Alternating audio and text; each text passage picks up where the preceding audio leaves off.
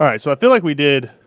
I'm not calling anybody out here. This is on me. I feel like we did a pretty terrible job yesterday, just because we were all over the place. Weird day. And it's like we're all back in studio together. But yesterday wasn't great. I feel like you got to change. I mean, I feel like we did a great job yesterday with what we had. You know what I mean? I'd say it's one of those situations where it's like your number one wide receiver goes down. You're like, oh, well, he's down. So maybe because he's down, it opens the offense up more. That wasn't the case. I just feel like we were kind of all over the place. Still got the win, though, right? I mean, I think some of the squeaked people, one out. It was like overtime, 1 point point might win. debate that. It's okay. We had Cam in here, like using a microphone on the board, but streaming through his computer. So he was going through two different things. You were at your house. We got you in about a quarter of the way into the show. Yeah. That was interesting. I was talking to myself for the first segment because you weren't there and Cam couldn't get his microphone situation figured out. Right. So, I mean, when you're coming at me with these positive anecdotes. Oh, I figured out, by the way, do we want to bring this like live on the show? I kind of do, just because like get after it. It's a funny situation. We're already talking about it. You know how I told you, like I could hear you guys twice the whole time.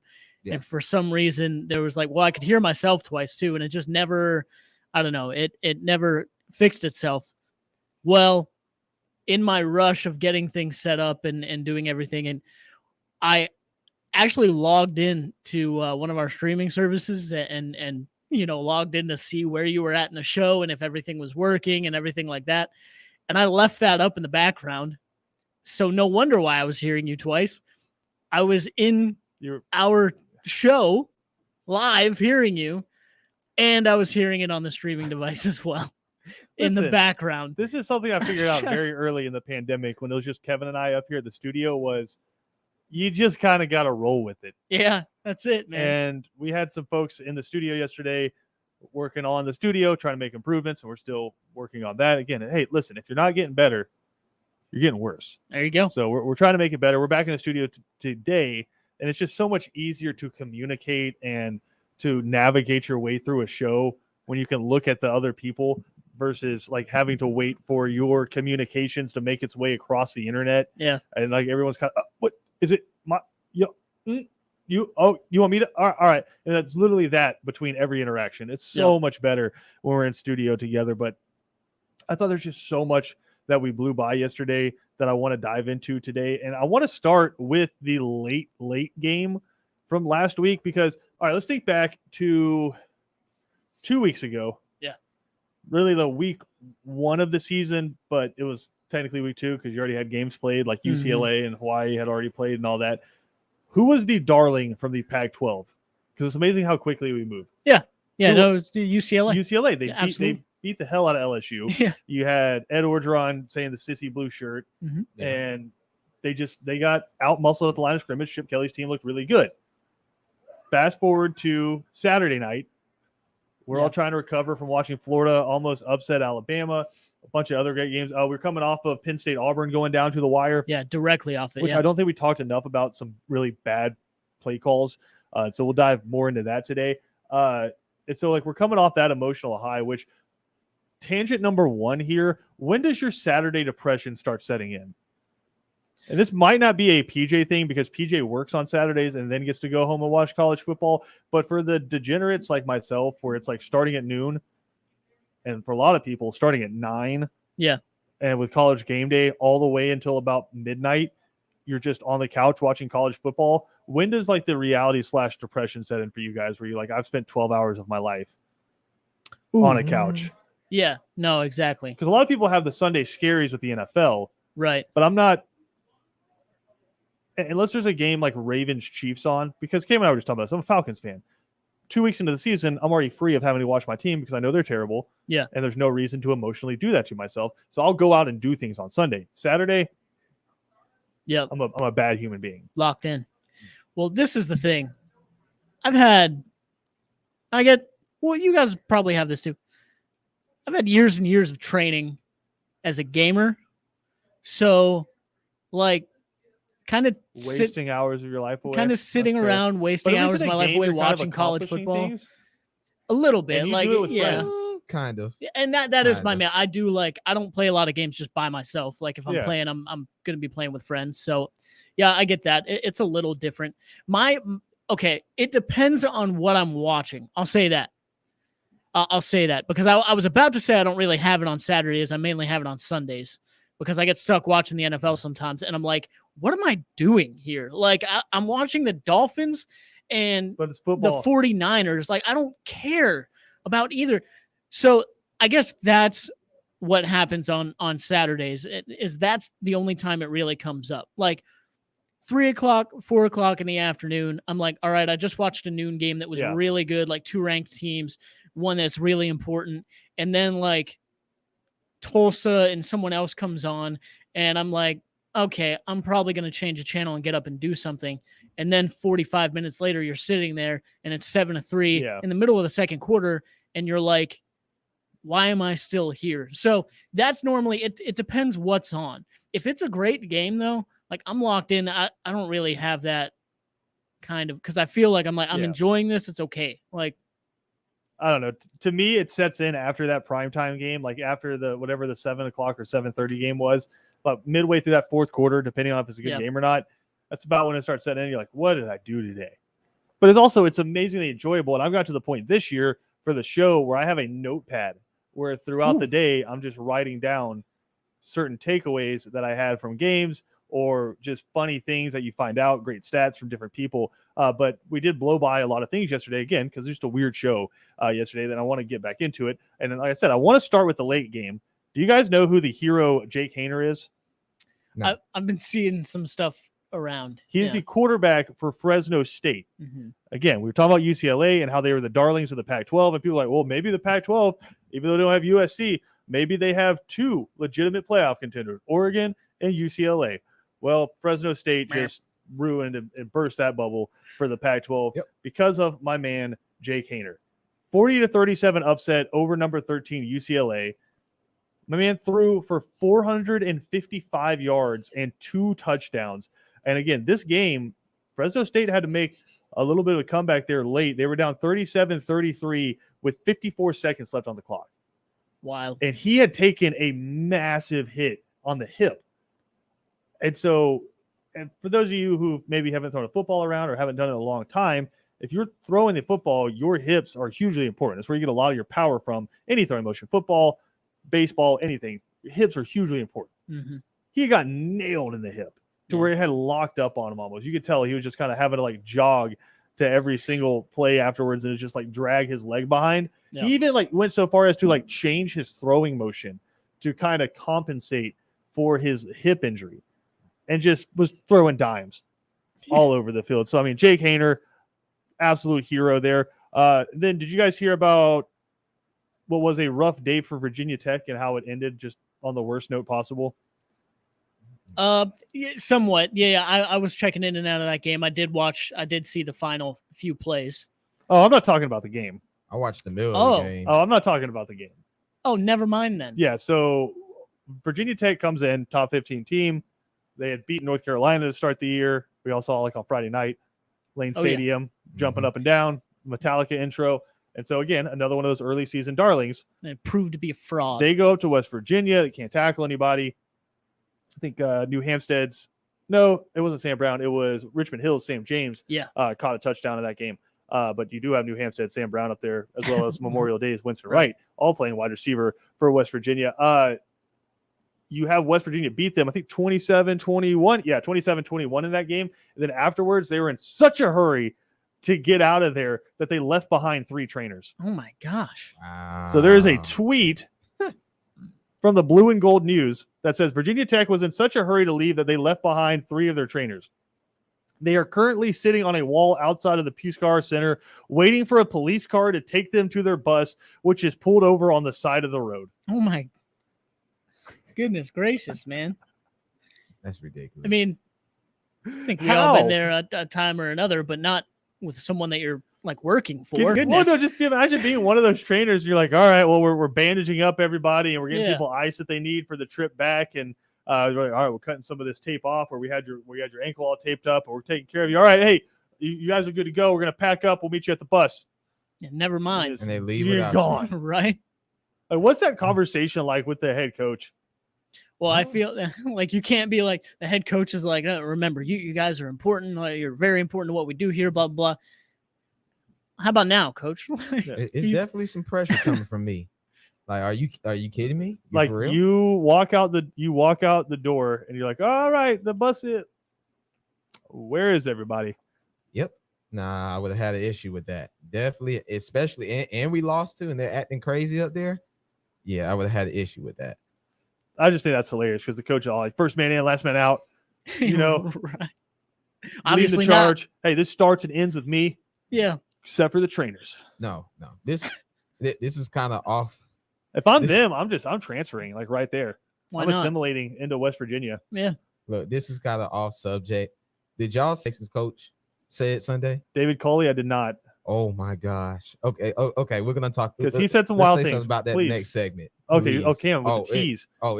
It's hilarious. All right. Damn, with the it's tease. Hilarious. All right. Okay. Well, I want to wrap up this segment because again, we have a lot of college football to dive into, but I want to wrap up this segment by, I guess, again, previewing a coming segment. Mm-hmm. Put this in your mind as we go to break here. Who in college football, as a team, do we actually know? Like you would feel comfortable putting them into the college football playoff right now. Like you're like this team is gonna make the college football playoff. Who in college football do we know is good? I'll let y'all think that over. Okay. If you're listening, you want to chime in with who you know is good. 912-342-7184 is the phone number. Again, 912-342-7184. If you know this team is good, we want to hear about it. Again, you can comment on Twitter, Facebook, or YouTube as well. We're streaming there. But we're going to come back and talk about that. We'll let Cam tell us what David Culley said because apparently it's pretty wild. All that's coming up on ESPN Radio.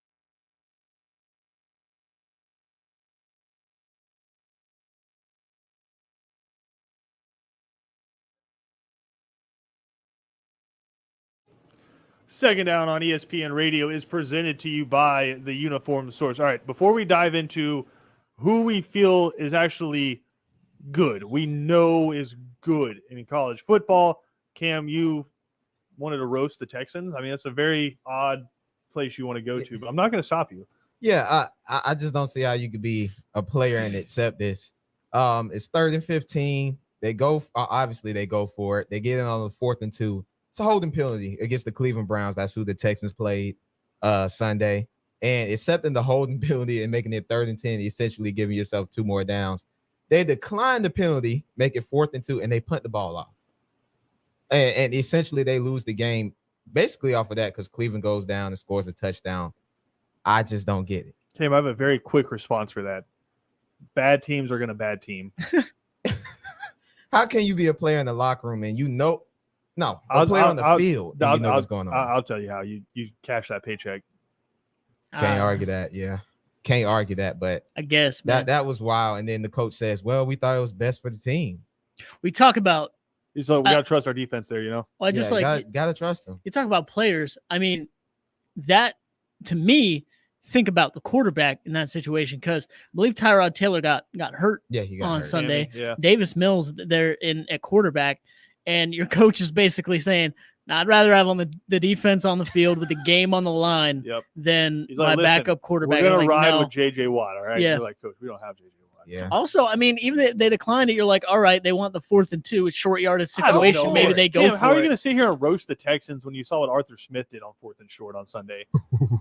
Yeah, you're right. You come out the short. Yeah, you come out the first. Territory. Yeah, no, you come out the first one and you do like it takes you like 20 seconds to get them on the field, but you do like the gimmicky fake punt, and you have to burn time or you got a penalty and just ended up punting. You got a penalty and then ended up punting, and then the second one it's 4th and 2 or like 4th and a yard and a half in your own territory, and you rush to the line to do a quarterback sneak. Half the team doesn't know what's happening. The only people it seemed like knew what was happening was Matt Ryan in the center. You know what? I apologize to Texans fans. They actually have a win this year. Yeah. So I can't say anything. That's true. Did Although you guys see, and you're in a bad spot. Yeah. Did you guys see the Jaguars just dragging the Falcons on social media? Yeah. That's what I was gonna say. I don't think he wanted to roast the Falcons because like the Jags already did that enough. Yeah, no, the Falcons are already just dragging, or the Jaguars are dragging the Falcons on Twitter. The Jaguars have actually done this a couple times. It's like an image that they put out on social media, and it's like it's black at the top, and it sort of fades down into a picture of like Urban Meyer or like the team. The newest one has like the team all locked arms on the sideline. And the text is like this like very eloquent way of saying stick with us. But basically what it's saying is we acknowledge that we suck. Like we know we're bad. Yeah. We just want you guys to stick with us because it's going to get better. So they've done that a couple of times now. Well, the Falcons literally copied that and put it up on social media where it's Arthur Smith standing on the sideline, black at the top, fades down to Arthur Smith standing on the sideline with your text up at the top saying the same thing. We're a better football team. There's 17 games in the season. We have 15 games to get better. We need you guys to stick with us. Basically saying, y'all, we can't have Mercedes-Benz empty. It's real embarrassing when Atlanta United puts 4 people in the stands than we do. We'll win. I mean, these next 1,000%. But I mean, this may be a low point in Atlanta Falcons history. And so 28-3, you're in the damn Super Bowl. It's not a low point. Yeah. But this may be like rock bottom when we're copying Jaguars social media. Somebody's getting paid 6 figures. Yeah. To run, maybe more, to run the Atlanta Falcons social media department, and we're copying. And you couldn't even flip it. Yeah. Like you couldn't even flip the format. We put it up on our Instagram. It's literally exactly the same. And the thing that they put out there, the Jaguars tweeted was the thing. It was like, hey, man, can I copy your homework? It's like, yeah, just change it up a little bit. And it's exactly that. Oh, it's hilarious, actually. A tweet I think Jack Patterson put out earlier today as well. It was like, yeah, you're copying failed homework as well. Like you're copying a failed assignment, so you both get Fs. Like that's exactly right. It is like of all people you're going to copy, you're going to copy the Jags, even on social media. Like I don't know what's worse, the social media or the team itself, because it's bad. I mean, I was legitimately, I said I didn't want to talk about this yesterday, but I was legitimately cringing, like in fear, every time Matt Ryan took a snap. Oh yeah, no, that's brutal. Like Jalen Mayfield, my guy. It's getting rough to watch, and I get it. It's like, and this is people like he's played Fletcher Cox week 1. oh, he had to play Ndamukong Suh. That doesn't stop. Yeah. Everybody has good defensive tackles. If you were Mhm. playing the Falcons, you'd have to play Grady Jarrett, We and play, he'd be whipping you too. we play Washington in 2 weeks. Yeah, that's gonna be rough. Like, Whew. I legitimately think, and I know there's 15 games left, and a lot of people are dragging Arthur Smith for not playing anybody in the preseason, but I legitimately think the reason he didn't play anybody in the preseason, and he knows how little depth he has, is like we can't afford to have anybody get hurt, especially in games that don't matter. Yeah. Yeah. Well, when you see that, if you see that in practice, like you're Yeah. insanely worried about somebody Yeah. getting hurt in the backfield. Well, but Especially. here's what I think is they're seeing their offensive line against their defensive line in practice, and so Yeah. that's not bad. Right. Hey, Jalen Mayfield, he kind of held up Marlon Davidson right there. That's Oh, good that, for him, That man. ain't bad. Mm. Fletcher Cox and Marlon Davidson exist in different worlds. Yeah. Like it's bad. I mean, do you guys feel like you're watching a different sport when you're watching the Chiefs and the Ravens versus watching the Falcons play? Yes. I feel like I'm watching a different sport. Absolutely. To a certain extent, yes. I think it depends. It depends like- on like how bad the team really is. But right now, well, I mean, there were points. Then again, there were points on Sunday. I mean, that was a 28-25 ball game. But Like, there were never, points on you Sunday. never in your mind didn't- thought the Atlanta yeah. Falcons were going to win the game. It Oh, I felt know, like I'm they were just saying hold- there's it felt like they were flashes. holding back an avalanche. And we Yeah. had a lot of broken Tom plays, Brady's too, old. though. He got a little tight when he went in at halftime. He Well, loosened I mean, back up in the third quarter. You didn't hold back that yeah. avalanche at Yeah, all. yeah, You let that avalanche run 5 all over you. touch, yeah. Yeah. 5 TDs. The only avalanche you held back was the defense. And you were scoring literally AJ touchdowns. Terrell like You got that stretching eventually. out like Mr. Incredible away Yeah. from that game being in the 50s. Because he Yeah, made true. a couple of amazing Amazing pass plays. breakups, but I mean Mhm. he was just completely out of And position now and, he's hurt. and no man's land. Yeah, from one of those plays. It's bad. It's Yeah. And it doesn't get any better. Like it's some of the teams you thought weren't going to be great, like the Carolina Panthers, are all of a sudden really good. The Saints, I don't know if they're good or not, because one week you beat the hell out of the Packers, and the next week Jameis looks like Jameis again. So it's interesting, but I didn't want to dive back into what we were supposed to talk about this segment before you guys drug me down into the mud with the Falcons. Is there a college football team you guys know is good? And I think the way I want to do this is you guys present them to me and then just let me like fillet them in front of you. Okay. I know off rip 2 good teams, Georgia No. and Bama. No, but remember the I'll rip. criteria I gave you. Teams that like where it's more likely than not they're going to make the college football playoff, and you're confident in that. I'm confident they're going to make it. Georgia and Bama. Both. Huh. I'm confident both will make it. All right, so let's start with Alabama. Alabama to me is the one, even after Florida, because we spoke about this yesterday. No other team in the country could go in and beat Florida by 2 points and then everybody say that's a bad win. If Ohio State did that, if Oklahoma did that, if Clemson did that, go into Gainesville and beat a top 11 Florida, that's a great win for anyone else in the country. We just set Alabama on this pedestal where a 2-point win against Florida in Gainesville is a bad win. I don't care if Florida's ranked or not. If you go to Gainesville and beat Florida, that's a good win. Yeah, I don't think it's a bad So, win by any means. You have a technically a freshman quarterback making his first SEC road start. Yeah. And it's against Florida. That ain't a bad performance to me. But to Alabama, I do think there are some legitimate concerns to where I don't know that they're going to beat Ole Miss. Their defense isn't as good as we thought it was, because we saw them come out against Miami, a team that Michigan State just rolled Mhm. in Miami. Yeah. That wasn't a neutral site game. Bama caught them in a neutral site.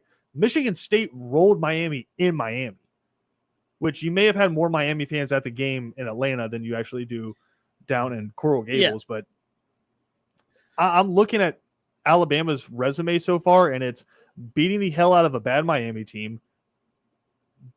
Basically the same performance against Mercer, and you allowed Mercer to score 2 touchdowns in that game.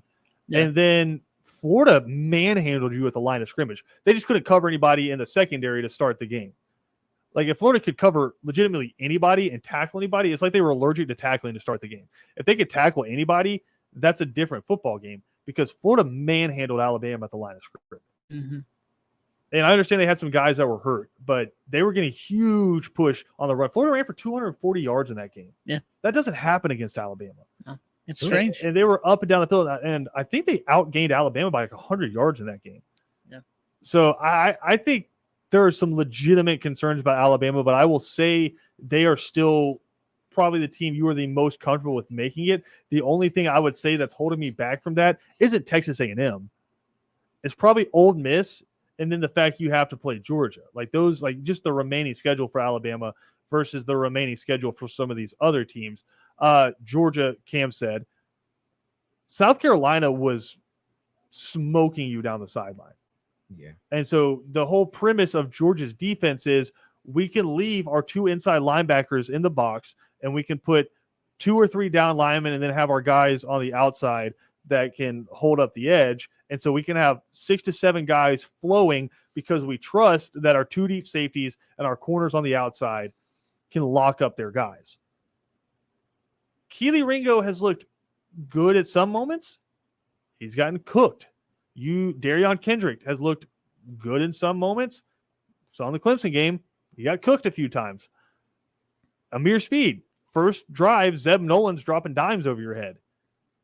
I think that's a legitimate concern for Georgia's defense is still that secondary. You haven't really played a team yet. You thought it was Clemson, but you haven't played a team yet that's been able to actually sit back and throw the football. If you play a team with a competent offensive line, which Alabama has, if you play a team with a competent offensive line, I have legitimate concerns about that defensive backfield. I could be proven wrong. They could develop. You're theoretically getting Tyke Smith back, who is an All-American transfer from West Virginia coming in to play that star position. But I don't think Latavius Briney's been the problem. To me, it's the corners on the outside that I'm concerned about if I'm a Georgia fan. And again, I'll go back.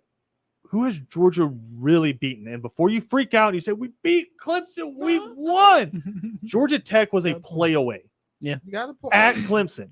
You got a point. Something's wrong with that offense. Mm-hmm. Mm-hmm. Georgia Tech was a play away at Clemson from beating them. And they had the brain fart and called a shovel pass for whatever reason. But Clemson's that ain't Trevor Lawrence and Travis Etienne Clemson. And so I still have concerns about Georgia's wide receivers because I know everybody's freaking out because the reports came out yesterday that George Pickens was running routes. He's nowhere close to live game action. He's basically where Dominic Blaylock was last year. Yeah. Right? A lot of people think we might see him in 2021. If you do, maybe conference championship game to playoffs or bowl game. And that's depending on how much work he's able to get. I have legitimate concerns about the pass catchers because, again, you haven't played a team that can lock you up on the outside yet. Clemson, the one team that could, you scored 3 points against them. And so, yeah, you cooked UAB and you cooked a bad South Carolina team, but you're still not getting a huge push with the run game. I don't know that we know that Georgia's as good as we think they are. Oh, man. Okay. I would put it, I'll give you. Because everybody's freaking out about this defense and how great it is. What great offense have they played so far? No, they haven't played a great offense. I think the test. You thought you did with Clemson. Yeah, but you thought you did. I think there are 2 tests that will come. I think they'll beat Arkansas because that's at home. It'll be going to Georgia. That is a noon game against Sam Pittman with a weird offense. Yes, that is. That's horrifying. True. But I think you can squeak that out. It's going to Jordan Hare playing Auburn, and then neutral site game against Florida. Those are the 2 games that scare me. I know people like, oh, Auburn just lost it's hard to win in Jordan Hare. I don't care who you are. I've seen it over the years. It's hard to win. Going to Bama, I would give you Ole Miss, but they're playing Ole Miss at home this year, and I'm comfortable with Bama being in Tuscaloosa winning that game. You know who's not comfortable with playing Ole Miss in Tuscaloosa? Nick Saban, because Yep. I think that may be the one team in his tenure there that beat him 2 years in a row. Yeah, because so. they beat him with Bo Wallace and then with Chad Kelly the next year. Kelly, yep. And they almost got him last year, in Ole Miss, but I think the Tide and Georgia go undefeated. Here's the scary thing is now all of a sudden Ole Miss kind of has a competent defense. Yeah. It used to just be like Ole Miss would score and then you'd go out on the field and get to run against air, and then Ole Miss would come back out and all of a sudden you're playing in a basketball game. Ole Miss has a defense that has a heartbeat now. They're the 4th best team in the SEC. And at that point last year when they played I think they might be when they played Alabama, were they still kind of going back and forth with their quarterback situation? Kinda. Like now you have Matt Corral and he's the guy, period. Well, I think if you go back insane. to that Alabama game, I could be wrong. I think John Rice Plumlee was like up and down the field against Alabama, just running the ball. Yeah. So, but I mean, Matt Corral last week had 7 touchdowns. That's what I'm saying. Like now there's no question. He's putting up video game numbers right now. I think, and he was my pick for preseason SEC Player of the Year and Heisman. Like that was my pick. Number one quarterback this year coming out. I think it's probably still Spencer Rattler. Okay. To me, he is. He makes all those off balance throws that all the NFL guys like, and he's got plenty of arm talent. Got the size. To me, Matt Corral clearly to me is the number one, but somebody from Division III East-West Michigan State will be like 6'5" and have a cannon for an arm, and everybody will freak out about him during the draft run up. All right, PJ, give me the teams that you feel like you know. What's amazing is like for the last, because we talked about this a little bit yesterday, for the last 24 hours I've been thinking this, and the only team that's been on my mind is Alabama. And I get all the concerns, especially when you're talking about and what they're able to do. Iron Bowl is always going to be weird. That's the one that concerns me the most, actually, because you talk about Florida and what they were able to do offensively against Alabama and how that's so obscure. If Auburn just lets Tank Bisbee and that offense run the football, and Bo Nix is confident, I think we saw flashes of Bo Nix being confident against Penn State, but there were also times in the game. Have any receivers. Yeah, they just don't have anybody. Right, it's true, and there were times in the game too where the passes were 5 yards short. I mean, it's just so it just happens. But if he goes in there, he's on the money, and they are not asking him to do too much, but running the football. I mean, that game definitely concerns me. But other than that, I am very confident that Alabama will find a way in. If they lose that, that's the thing with Bama, right? I'm very confident that if they lose that game, the Iron Bowl, they still make it in the SEC championship game and win that and make it in. If they lose to Ole Miss, they'll run the table. So I am confident. Ole Miss would have to lose twice. Yeah, true. I am confident in Alabama. I didn't have anyone else on my radar until I started going through it. And this is purely based on who they play, who they don't play. Oklahoma. Ooh. I am not confident in Oklahoma's skill level as a football team. I am not confident in what they can do on the football field. I am confident in them beating everybody in the Big 12 because I don't think Texas can beat them right now. Iowa State, I feel like has showed you who they are. I don't think they're in a place where they can beat Oklahoma. October 2nd, K-State. Bro, this Maybe. week. I mean, yeah, they got West Virginia this week. But they got K-State on the road. Isn't the last time? Don't know, man. Isn't the last time West Virginia came? No, I'm thinking of Texas. But no, West Virginia, they'll put up points on you in the blink of an eye. Absolutely, but I mean, so it seems like every time they play, it's 60-something to 50-something, and Oklahoma wins. So I mean, we can all agree the funniest scenario is if they lose at Kansas. That'd be remarkable. Yeah. That's the best case scenario. If Oklahoma was in the SEC or the Big Ten this year, I'd say they're a 9-3 football team. But with who they play. Really? Because I'm looking at their schedule and they had to hold on to beat Nebraska. Tulane almost got them. That's what I'm saying. If they were somewhere else, it'd be fine. But I don't them 2 years in a row. I don't trust anyone else. Yeah, but that's 2 years in a row. The last 2 years, what does K-State have now? How talented is K-State now? Has anyone seen top 25 team? Top 25. I guarantee it happens. Someone's got to be up there. There's just something about Kansas State with Oklahoma where she's Kansas State still plays that power football, and and weird things happen in that game. But I mean, no, I think Oklahoma will drop one. Again, there's just no team I can look at. Like Oregon. Oregon's been fine, but they struggled against Stony Brook. That's why I didn't put. Are they the one loss? Yeah, they're the one loss Fresno State has, and that was a tight football game. Yeah, that was 31-24. It's well, can we look at that maybe and be maybe Fresno State's just pretty. No, Fresno State's good, yeah, but still, we're talking about top 4 teams in college football. Well, that's why I didn't put. Even Cincinnati, they struggled against Indiana. Right.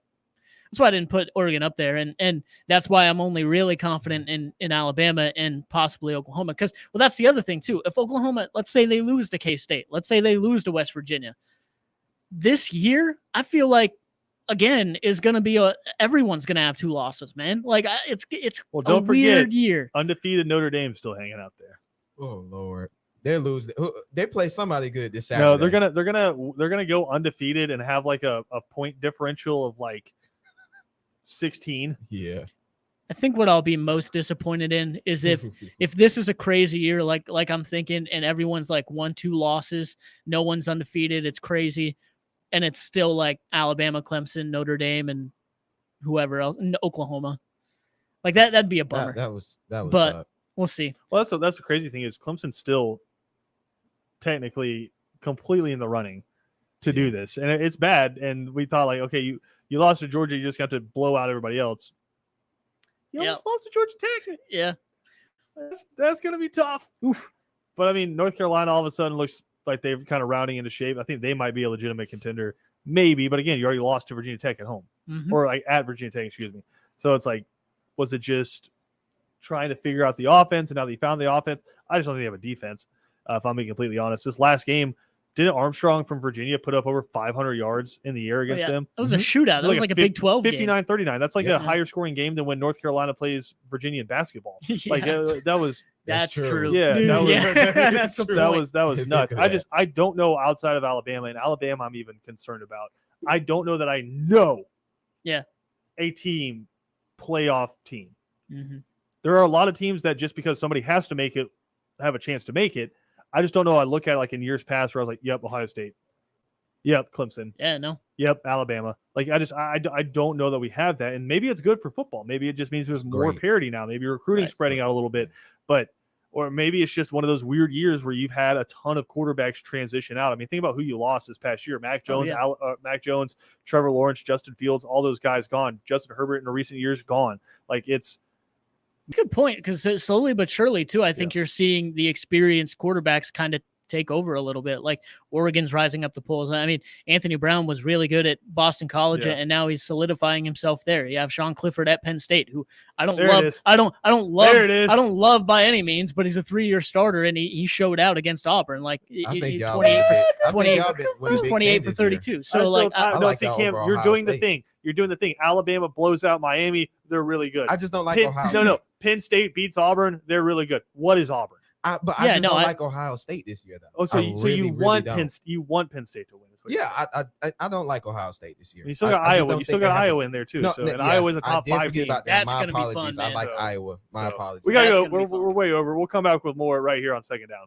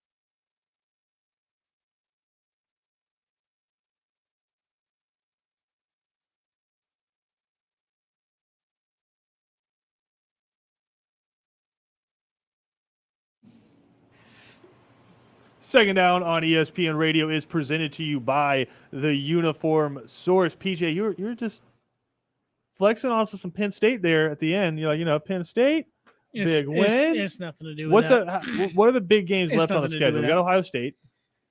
Y'all play Iowa. Is that 2 weeks from now? Mm-hmm. Penn State, Iowa? It's a couple of It might be three. might be 3. One, Huh? This week is it's 3. From the start of the Yeah, season it's October to now, 9th. how much, if at all, has your confidence grown? Because, I mean, starting the season, you're like, listen, first 3 weeks, you got to play Wisconsin, at Wisconsin, and Auburn. Well, this is the thing. Yeah, I was worried about that. It's funny you asked me about the schedule because once we got past Auburn, I was like, all right, I need to look at, I have no idea what we're doing after this. Because like you said, I was super focused on going to Wisconsin, playing Auburn. And I don't know. It's raised a little bit, the confidence level has, but it's still not like skyrocketed because I think I'm very much of the same opinion that you guys are. I have enjoyed seeing the progress, the little bit of progress in our offensive play calling. I think there are some different things in there. There are some more creative things in there. There still has to be some effectiveness and some things more finely tuned. Well, this is wild. I think you guys still have, I'm going to be 1,000% honest with everybody out there. I don't know what Villanova's record is. And y'all play Villanova this week, but you play at Iowa, undefeated team. You play Ohio State, but that's not who I'm talking about. You play at Maryland, currently undefeated team. You play Michigan, undefeated team. You play Rutgers, undefeated team. Weird. And you play at Michigan State, undefeated team. Mm-hmm. Just went down 1, 2, 3, 4, 5 undefeated teams left on your schedule. Yeah. And obviously that's going to change as we get closer. But I mean, we also exist in a world right now. I think Heather Danish pointed this out, where Rutgers is undefeated and Florida State's 0-3. Yeah. So we exist in that world right it's now. An odd place. But I mean, that's a pretty brutal schedule. You have like in a 3-week stretch, you have at Iowa, and then you host the Fighting Brett Bielema's, and then you go back on the road to the Horseshoe. Yeah. And if you want to talk about, guarantee you, Gus Johnson's going to be going crazy. If you want to talk about teams with losses too, I mean, you play Indiana in a couple weeks, and I mean, they just took Cincinnati to the brink. They still have. But do we know Cincinnati's good? I mean, we just talked about that. We don't know anyone's good. So, I mean, it's you can have that conversation about anybody. They took him to the brink. Well, I mean, Georgia Tech took Clemson to the brink. I'm just going to say that as much as I can. Yeah, no, exactly. Do we know anything? And most of those games too are on the road, like you said, at Ohio State, at Iowa. Seen, how far into the season of Ted Lasso are you? Oh, I'm up to date. Okay. Wait, no, I'm not. Hold on. Yeah, I'm up to date. Sorry. Have you seen? I'm not going to say like what he does, but have you seen what Roy Kent's talking about his job because he's like one of the announcers or like the pregame host, and he's like, what are we doing? He's like, we don't know anything. Yeah. He's like, we sit here and we predict what's going to happen. It's always wrong. I kind of stood up and clapped during that part because we can just do our best. And that's why my favorite thing is to come on here and talk about the absurdity of it all and then talk about the cool things from it. But like, I don't know why I'm doing the Keanu Reeves thing right here. You do what you do, man. It's anybody who tells you they know what's going to happen this season is wrong. Oh, to put it in this perspective, that's kind of why I enjoy like what we do on this show is we're not sitting here trying to tell you what's exactly going to happen or not. We're we got our hands up in the air too. When I do, I'm loud wrong. Exactly. I.e. Alabama over LSU in 2019. I was like, listen, it's been a fun trip for LSU, but they're playing to win the Tide. That's coming to an end, and I was loud wrong about that. So good game. It was a good game. That was an amazing game. It was a fun game. Just I had flashbacks of that game in the Penn State game. I know we got to go to break. But I had flashbacks when the wide receiver from Auburn, they started the second half with that reverse pass, and he just dropped the ball. Just dropped it. I had flashbacks of Tua in that LSU game where Tua just kind of booted out and just dropped the ball. I have flashbacks. You talk about where's Penn State, where's Auburn. Yeah. I have flashbacks of Wisconsin because that's 2 times this year. Yeah. We're playing when they see a defender and they're just like, they drop the ball and we jump on it. I don't understand. Nothing will beat the brain fart from the Miami defender this past weekend where you have like the shot of him coming to the back and there's a guy running right in front of him and he can make the tackle and he just turns and engages with a blocker. It was like a glitch in Madden. It was great. We got more to come. We'll come back. Final segment of Second Down next.